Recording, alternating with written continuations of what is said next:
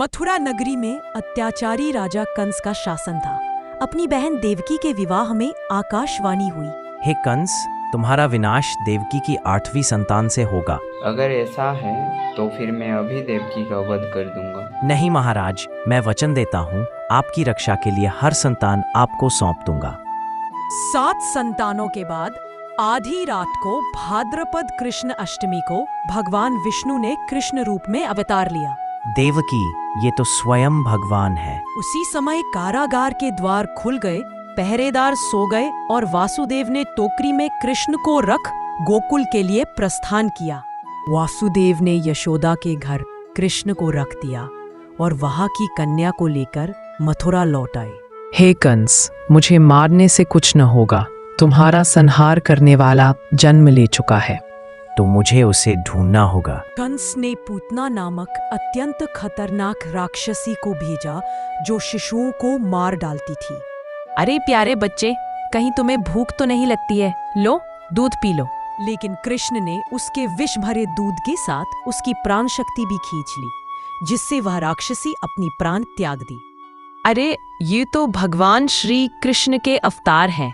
है प्रभु, मुझसे बहुत बड़ी भूल हो गई। कृपया आप मुझे क्षमा करें और मेरी आत्मा को शांति प्रदान करें। अरे ये नटखट कृष्ण रोज हमारा मक्खन चुरा ले जाते हैं। इनका कुछ उपाय करना होगा। यशोदा मैया से इनका शिकायत करना होगा, तब जाके इन्हें कुछ अकल ठिकाने आएगी। अरे ये तो कान्हा का पसंदीदा खेल है। मक्खन ही तो प्रेम का स्वाद है, जो ना खाए वो पछताए।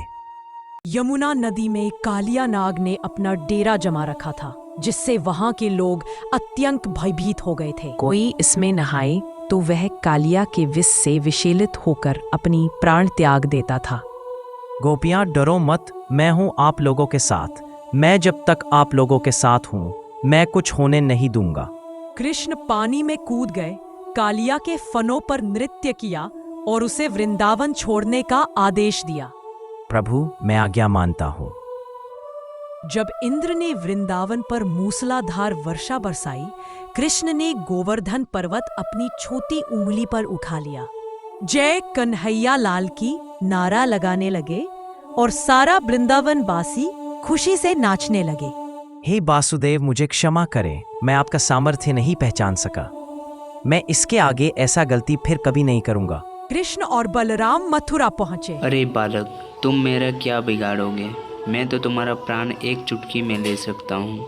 कुश्ती में कंस के सेनापतियों को हराकर कृष्ण ने कंस को सिंहासन से गिराकर पराजित कर दिया और आखिर में उसका वध कर दिया। अत्याचार का अंत और धर्म की विजय ही मेरा उद्देश्य है। मथुरा के लोग आनंदित हुए। वासुदेव देवकी ने अपने पुत्र को गले लगाया और नगर में जय श्री कृष्ण के जयकारे गूंजने लगे।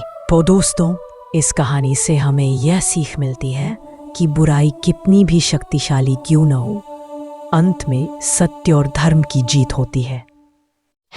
तो दोस्तों, ये कार्टून वीडियो आपको कैसा लगा कमेंट बॉक्स पर ज़रूर लिखना और ऐसे ही मज़ेदार कार्टून्स वीडियो देखने के लिए हमारे चैनल को सब्सक्राइब करें। धन्यवाद। एक छोटे से गांव में एक 12 वर्ष का बालक रहता था, जिसका नाम रामू था।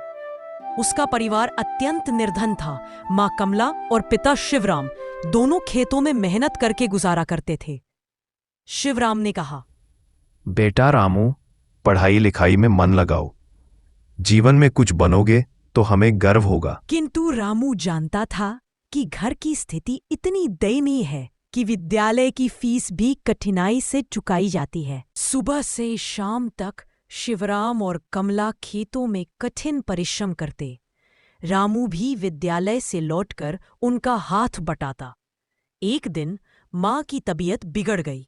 कमला ने कहा, बस बेटा, थोड़ा पानी दे दे, बहुत थक गई हूँ। रामू ने माँ के पैर दबाते हुए कहा, माँ, मैं बड़ा आदमी बनूंगा, तुम्हारे लिए अच्छा घर बनवाऊंगा, डॉक्टर भी बुलाऊंगा। किंतु घर में धन तो था ही नहीं।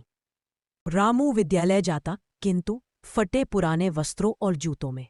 एक दिन अध्यापक ने कहा, रामू, तुम्हारी राइटिंग बहुत सुंदर है, तुम एक दिन अवश्य कुछ बनोगे। रामू के मन में आशा की एक चिंगारी प्रज्वलित हुई, किंतु अगले सप्ताह विद्यालय की फीस भरने का समय आ गया और पैसे नहीं थे। शिवराम ने अपने खेत का एक पुराना बैल बेच दिया, केवल इसलिए कि बेटा पढ़ सके। एक रात्रि अचानक भीषण तूफान आया।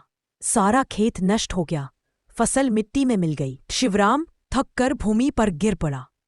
शिवराम ने कहा, मैं हार गया कमला। अब रामू का सपना कैसे पूरा होगा? कमला ने कहा, जब तक माँ बाप की दुआएं हैं तब तक रामू का सपना जीवित है। इस तरह से रामू ने अपना पढ़ाई पूरी कर ली और आज रामू एक प्रतिष्ठित एग्रीकल्चरल इंजीनियर बन चुका है। उसने गांव लौटकर माँ बाप के लिए एक पक्का मकान बनवाया और खेतों में आधुनिक मशीनें लगवाईं। माँ कमला की आंसू थे आनंद के। माँ कमला ने कहा, मेरा बेटा सचमुच बड़ा आदमी बन गया। शिवराम ने आकाश की ओर हाथ उठाकर कहा, ईश्वर का धन्यवाद और रामू की मेहनत का फल है ये। तो दोस्तों, इस कहानी से हमें ये सीख मिलती है कि गरीबी कभी सपनों की दुश्मन नहीं होती। यदि परिश्रम और माता पिता का आशीर्वाद साथ हो तो कोई भी रामू अपना सपना साकार कर सकता है। बहुत समय पहले की बात है, एक छोटे से गांव में रामू नाम का गरीब किसान रहता था। रामू के पास थोड़ी सी जमीन थी और एक बूढ़ा बैल।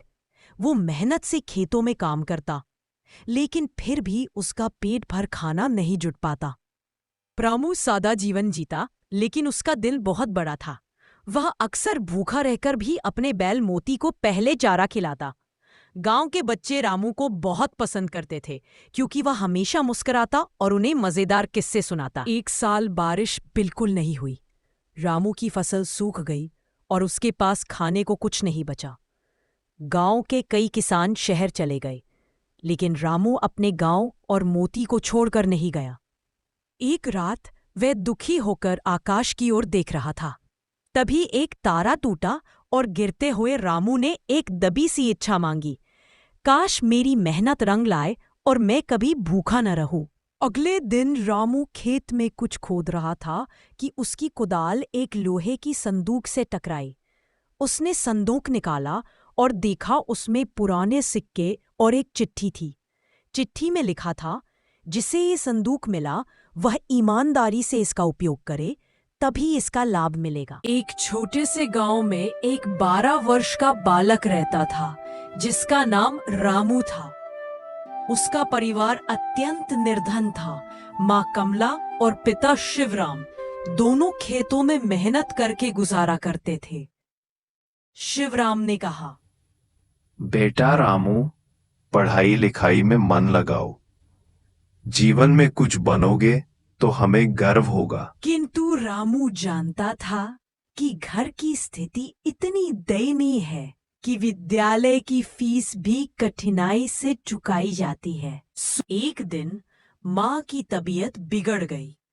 कमला ने कहा, बस बेटा, थोड़ा पानी दे दे, बहुत थक गई हूँ।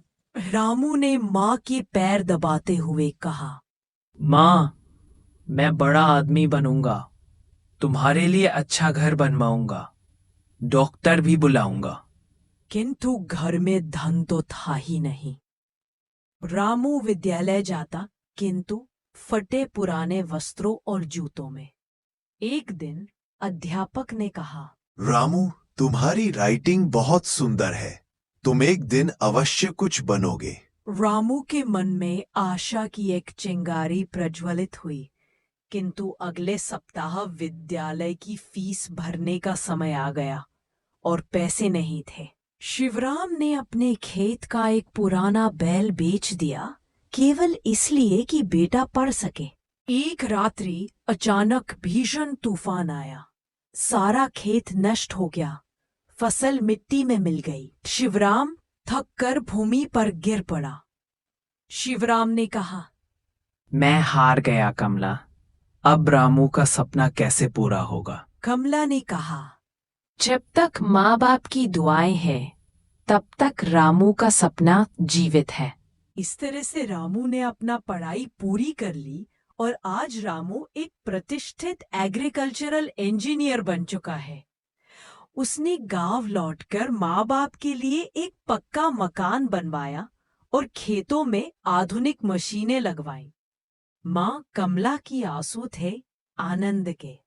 माँ कमला ने कहा, मेरा बेटा सचमुच बड़ा आदमी बन गया।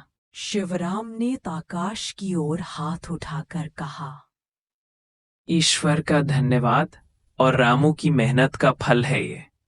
तो दोस्तों, इस कहानी से हमें ये सीख मिलती है कि गरीबी कभी सपनों की दुश्मन नहीं होती।